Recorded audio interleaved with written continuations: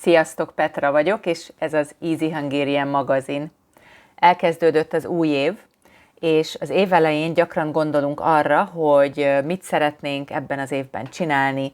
Szeretnénk többet tanulni magyarul, szeretnénk jobban tanulni, intenzívebben tanulni, stb. És erről a témáról olvashatsz most az Easy Hungarian magazinban. És ezt a szöveget most itt elolvasom nektek, de mielőtt elolvasom, itt van néhány kérdés. Miközben hallgatod a szöveget, próbálj meg válaszolni a kérdésekre, így tudod tesztelni azt, hogy milyen jól értetted a szöveget. És ne felejtsd el, hogy ezt a szöveget az Easy Hungarian magazinban tudod elolvasni. Nézd meg a magazint a patreon.com/Easy Hungarian oldalon, és legyél te is magazinolvasó. És most lássuk a kérdéseket. Általában mit remélünk az új év elején?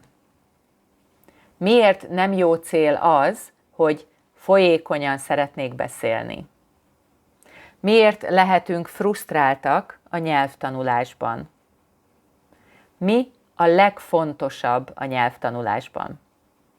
És most lássuk a szöveget. Új év, új élet? Nyelvtanulás az új évben.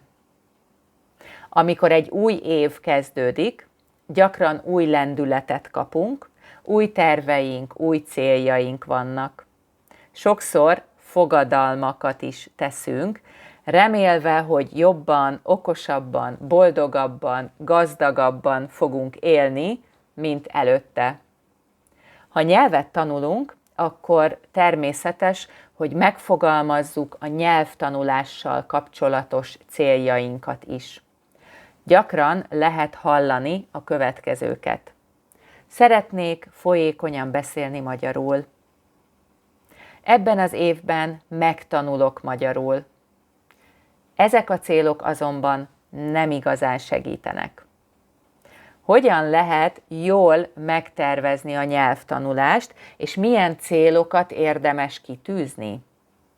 Fontos, hogy mindig nagyon konkrét, nagyon pontos legyen a célunk.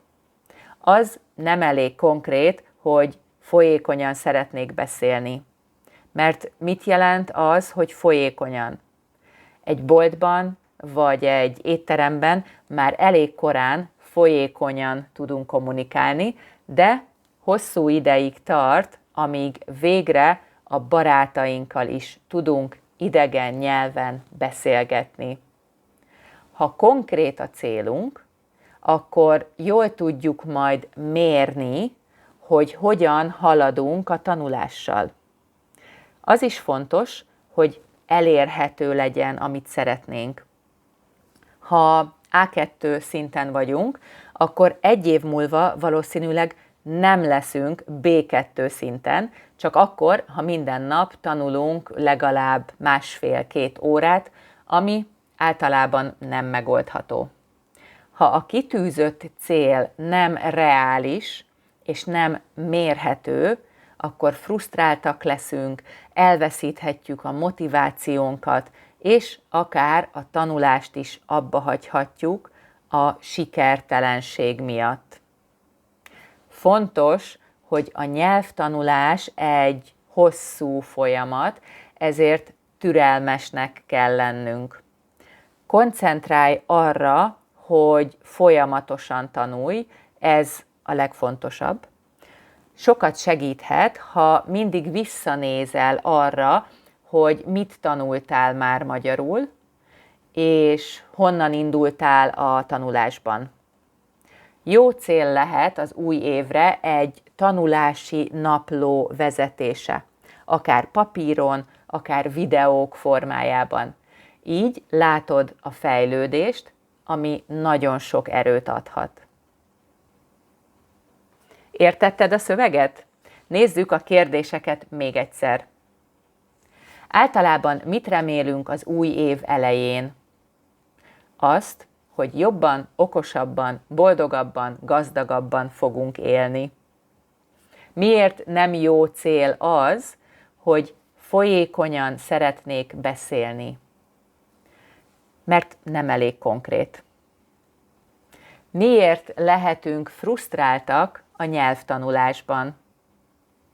Mert a célunk nem reális és nem mérhető. Mi a legfontosabb a nyelvtanulásban? Az, hogy folyamatosan tanuljunk.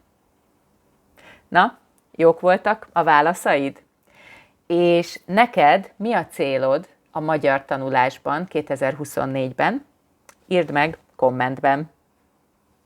Ha tetszett a videó, akkor nyomj egy lájkot, és ha szeretnél több videót, akkor gyere és legyél te is magazinolvasó. A linket megtalálod a leírásban.